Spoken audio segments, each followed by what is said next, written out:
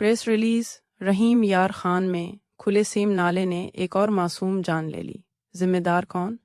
رحیم یار خان کے علاقے زینت سٹی، موضع صادق پور میں ایک انتہائی دلخراش اور قابل تشویش واقعہ پیش آیا، جہاں کمسن بچی ہانیہ اظہر دختر محمد اظہر خان درانی اپنے گھر کے سامنے موجود کھلے اور غیر محفوظ سیم نالے میں گر کر جاں بحق ہو گئی۔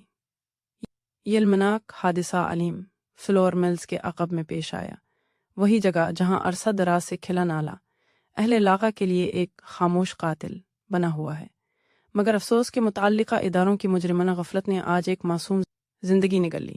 یہ کوئی حادثہ نہیں بلکہ ایک انتظامی ناکامی ہے۔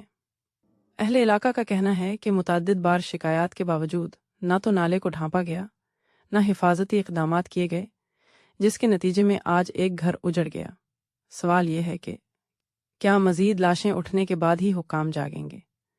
متاثرہ خاندان اور اہل علاقہ کی پرزور اپیل ہے کہ فوری طور پر کھلے سیم نالے کو ہنگامی بنیادوں پر مکمل طور پر ڈھانپا جائے، حفاظتی دیواریں جعلی اور واضح وارننگ سائنز نصب کیے جائیں، اس سنگین غفلت کے ذمہ دار افسران کا تعین کر کے کارروائی کی جائے، پورے علاقے میں نکاسی آب کے نظام کا ہنگامی آڈٹ کر کے خطرناک مقامات کی نشاندہی کی جائے۔ یہ صرف ایک خاندان کا دکھ نہیں، یہ پورے معاشرے کا امتحان ہے۔